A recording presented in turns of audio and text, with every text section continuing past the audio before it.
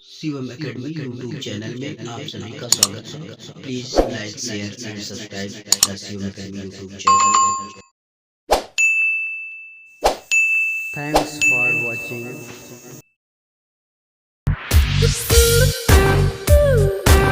कहा गया है एक वृक्ष का ऊपरी भाग हवा से टूटकर पृथ्वी से 45 अंश का कोण बनाता है। वृक्ष की जड़ से जल उस बिंदु की दूरी जहां वृक्ष का शिखर भूमि को छूता है 6 मीटर है। वृक्ष की कुल ऊंचाई ज्ञात कीजिए। यह इम्पोर्टेंट क्वेश्चन है, इसको आप ध्यान दीजिएगा। जैसा कि कहा गया है कि वृक्ष है, देखिए अगर वृक्ष रहा होगा तो ऐसा ही रहा होगा। इसको ध्यान देते हैं, वृक्ष रहा होगा तो ऐसा ही रहा होगा। ये आधी दूर से टूटकर गिर गया, आधी दूर से ये टूटकर गिर गया। देख लीजिए ये पूरी ऊंचाई, ठीक है। तो ये पूरा वृक्ष, तो ये यहाँ ए और बी पूरे वृक्ष की ऊंचाई है, लेकिन बीच में ओ पड़ रहा है, यहां से टूटकर गिर जा रहा है, यहाँ झुक जा रहा है सी पॉइंट पर, और जहां झुक रहा है वहां 45 अंश का कोण बना रहा है। देख लेते हैं, चेक कर लेते हैं। तो ये जो है 45 अंश का कोण बना रहा है, ठीक है। और फिर उसके बाद जो छूता है तो वृक्ष से यहाँ तक की दूरी 6 मीटर है, 6 मीटर है। और फिर उसके बाद मान लीजिए इसको हम h मान ले रहे हैं, और फिर उसके बाद इसको x मान ले रहे हैं। तो ये आपका ये टूटा हुआ भाग तो x हो गया, टूटा हुआ भाग जो है आपका x हो गया। फिर उसके बाद अब क्या करते हैं, देखिए tan 45 अंश बराबर क्या हो जाएगा, h/6। tan 45 अंश की वैल्यू क्या होती है, यहाँ लिख दे रहे हैं, tan 45 अंश बराबर 1। फिर उसके बाद अब क्या होगा, ध्यान दीजिएगा, tan 45 1 h/6, h is equal to 6। तो ये इक्वेशन नंबर 1, ये आपका इक्वेशन नंबर 1। अब आगे क्या करते हैं, हमको तो इतनी दूरी मिल गई, इतनी दूरी, लेकिन हमको टोटल ये टूटा हुआ भाग का भी निकालना है x। तो x अब कैसे निकलेगा, ये कर्ण है, ये लंब है। तो कर्ण ये तो तुम्हारा आप निकल गया 6। तो कर्ण और लंब का कॉम्बिनेशन, कर्ण और लंब किस में आते हैं, ये साइन थीटा में। तो ये क्या हो जाएगा, साइन 45 अंश बराबर, साइन 45 अंश बराबर क्या हो जाएगा, ये लंब बटा कर्ण, यानी कि 6/x, 6/x। साइन 45 अंश का मान क्या होता है, साइन 45 अंश बराबर क्या होता है, 1/√2। अब देखिए अब क्या करते हैं, यहाँ पे 1/√2 का मान रख देंगे, क्या हो जाएगा 6/x, क्रॉस मल्टीप्लाई कर देंगे तो x इज इक्वल टू 6√2। ये आपका समीकरण नंबर 2। तो x और s निकल आया। फिर उसके बाद अब क्या करेंगे, हमको टोटल ज्ञात करना है, टोटल h प्लस x हो जाएगा, ये टोटल जो है h प्लस x हो जाएगा। तो क्या हो जाएगा, h प्लस x, तो क्या हो जाएगा, अब क्या करेंगे, h का मान क्या निकालेंगे, 6 + 6√2, 6 कॉमन ले लिए, 1 + √2, यही आपका आंसर आ जाएगा। चाहे यहाँ पे √2 की वैल्यू रख के 1 जोड़ करके 6 से गुणा कर दो, आपका आंसर आ जाएगा। इसी तरीके से आपको ये लगाना है, जो कि इम्पोर्टेंट है। अब जैसा कि अगला क्वेश्चन बोल रहा है, अगला क्वेश्चन जो बोल रहा है वो कह रहा है कि एक नाव एक पुल की ओर आ रही है, किसी क्षण पुल का उन्नयन कोण 30 अंश देखा गया। नाव के उसी चाल से 4 मिनट चलने के पश्चात पुल का उन्नयन कोण 60 अंश हो गया। ज्ञात कीजिए कि नाव को पुल तक पहुंचने में कितना और समय लगेगा।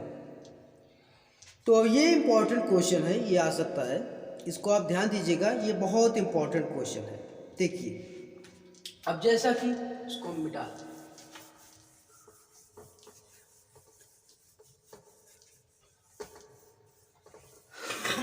देखिए ये क्या कह रहा है एक नाव पुल की ओर आ रही है।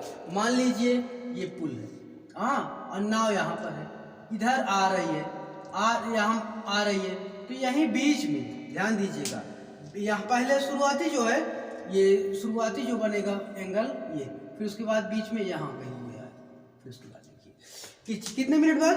देखिए ध्यान समझिएगा, 30 अंश देखा गया, 30 अंश तो ये हो गया आपका, ठीक, 30 अंश। फिर उसके बाद 30 अंश, और फिर उसके बाद देखा गया नाव के उसी चाल से 4 मिनट चलने के बाद, 4 मिनट चलने के पश्चात 4 मिनट जब चला गया तो फिर उसके बाद ये 60 अंश हो गया, ये 60 अंश हो गया, ये 60 अंश हो गया। तो 4 मिनट चलने के पश्चात पुल का उन्नयन कोण 60 अंश हो गया। ज्ञात कीजिए कि नाव को पुल तक पहुंचने में कितना समय लगा। ठीक है, फिर इसके बाद अब ध्यान दीजिएगा, इसको कैसे लगाएंगे हम। देखिए ये मान लीजिए, इसको मान ले रहे हैं एच, अब ध्यान दीजिएगा, और इसको एक्स और इसको वाई। अब ध्यान समझिएगा, इसमें ये इम्पोर्टेंट क्वेश्चन है, बहुत ज़्यादा हो सकता है 2022 की परीक्षा में ये आ जाए। 2022 की परीक्षा में ये पक्का है, कंफर्म है, ये आएगा जो। देखते हैं अब क्या हो जाएगा, ए बी सी डी मान रख लिए। अब देखिए tan 30 अंश बराबर क्या हो जाएगा, H upon x plus Y.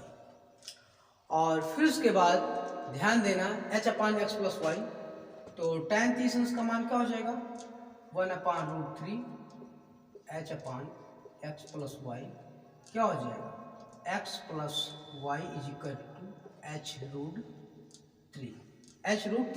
Equation number 1, इसको हम इक्वेशन नंबर 1 मान ले रहे हैं। और फिर उसके बाद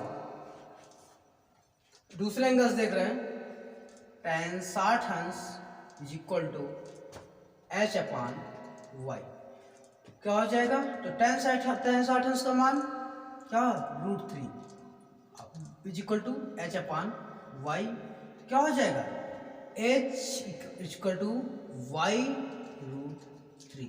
ये इक्वेशन नंबर 2 है।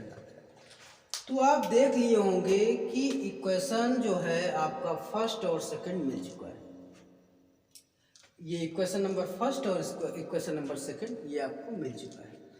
तो अब क्या हो जाएगा, h का मान यहाँ पर रख देंगे, h का मान यहाँ पर रख देंगे, तो क्या हो जाएगा, x plus y is equal to h के स्थान पे क्या रखा जाएगा, y√3 यहाँ पे रखेंगे y√3, तो y√3 गुणे √3 क्या हो जाएगा, x plus y is equal to 3y, और ये y जाके उधर घट जाएगा, x is equal to 3y minus y, और x is equal to 2y। और फिर उसके बाद ध्यान से समझिएगा, x upon y is equal to 2, x upon y is equal to 2, यानी कि, और फिर उसके बाद ध्यान दीजिएगा, x upon y is equal to 2 मिल चुका है। फिर उसके बाद अब क्या करते हैं, x में कितना लगा था, 4 मिनट, तो यहाँ 4/2 इज इक्वल टू वाई, ये बटा 2 कर दिया गया, 2 इधर लाया गया, तो क्या हो जाएगा, 2 दूना, तो y is equal to 2 minute आपका ये आंसर आ गया। इसी तरीके से इसको सॉल्व करना है। ठीक, शिवम एकेडमी यूट्यूब चैनल को आप लोग सब्सक्राइब अवश्य कर लीजिए। इस यूट्यूब चैनल पर आपको फिजिक्स के, मैथ के, केमिस्ट्री के, बायो के हर प्रकार के क्लासेस समय अनुसार चलेंगे, वो आपको सूचित कर दिया जाएगा। देखिए अगला क्वेश्चन नंबर 3, क्षैतिज तल पर स्थित एक मीनार की परछाई सूर्य का उन्नयन कोण 60 अंश से बदलकर 30 अंश होने पर 40 मीटर बढ़ जाती है और मीनार की ऊंचाई ज्ञात कीजिए। अब क्या रहा है कि देखिए कोई मीनार है, और फिर उसके बाद क्या होता है, 60 अंश से 30 अंश हो जाता है। यहाँ 60 अंश बढ़ रहा था, फिर 30 अंश, लेकिन ये 40 मीटर तुम्हारा बढ़ा। और फिर उसके बाद कह रहा है, क्वेश्चन में कह रहा है कि मीनार की ऊंचाई ज्ञात कीजिए। तो मीनार की ऊंचाई आप कैसे ज्ञात करेंगे, मीनार की ऊंचाई आप कैसे ज्ञात करेंगे, बहुत सवाल तो आपको हल करा दिए। कैसे किया जाएगा, देखिए ध्यान समझिएगा। जो प्रॉब्लम हो आप कमेंट बॉक्स में आप संपर्क कर सकते हैं। आप कमेंट बॉक्स में जो प्रॉब्लम हो वो आप कमेंट कर सकते हैं, उसको दोबारा बताया जाएगा। तो देखिए इसको हमने मान लिया एच, इसको क्या मान लिया एच।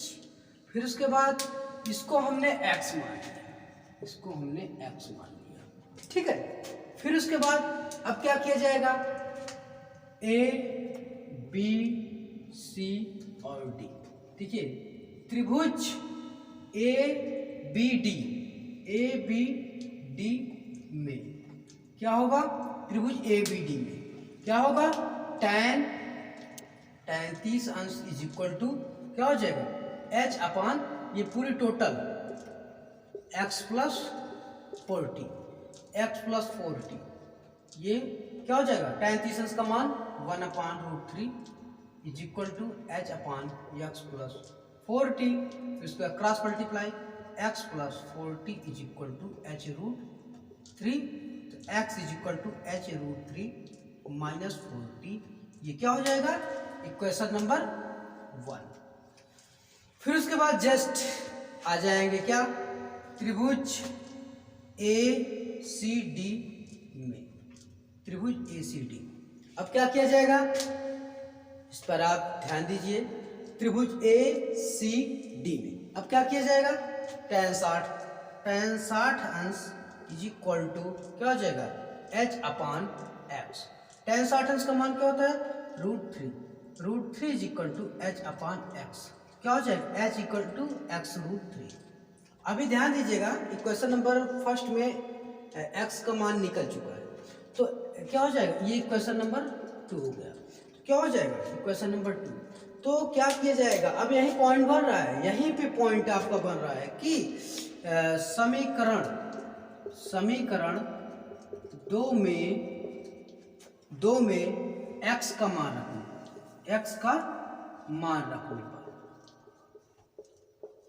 रखने पर अब क्या किया जाएगा, देखिए समीकरण 2 आपका ये है, इसी में x का मान रख दिया जाएगा, क्या हो जाएगा, h is equal to x की जगह h√3 माइनस 40, फिर उसके बाद √3 का अंदर ब्रैकेट तोड़ करके ये ब्रैकेट टूट जाएगा और अंदर जाएगा √3, ये √3 अंदर, तो h इज इक्वल टू, तो ये क्या हो जाएगा, 3h माइनस 40√3, और फिर उसके बाद क्या हो जाएगा, h minus 3h is equal to minus 40√3, तो minus 2h is equal to minus 40√3, तो माइनस से माइनस कट गया, ये माइनस से माइनस कट गया और 2 से कट गया, ये 20 आ गया, तो h इज इक्वल टू 20√3 तुम्हारा ये आंसर आ चुका है। और इसका आंसर ये भी हो सकता है, ये हो गया, और चाहो तो 20 इंटू 1.732, ये आपका मान आ गया, क्या हो जाएगा, 0 हट जाएगा, 2 गुणे 17, ये 17.32, फिर उसके बाद 2 दूना 4, 2 3 6, 2 से 14 की 4 हाथ में चाहिए, 2 1 9, 2 1 3, ये आपका आंसर आ चुका है। इसी तरीके से आपको हल करना है, आंसर आ चुका है, आप इसको नोट कर लीजिए। और हमारे सीओएम अकेडमी यूट्यूब चैनल को आप लोग लाइक शेयर सब्सक्राइब पॉज कर लीजिए। धन्यवाद।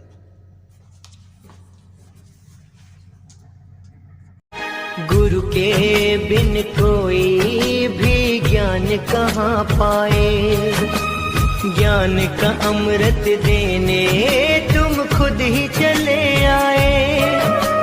प्रेम का धागा ऐसा बांधा अब तोड़ा ना जाए, चौमासा हुआ पावन धर्म लाभ है हमें। शब्द और सुर का संगम मानते हैं हम।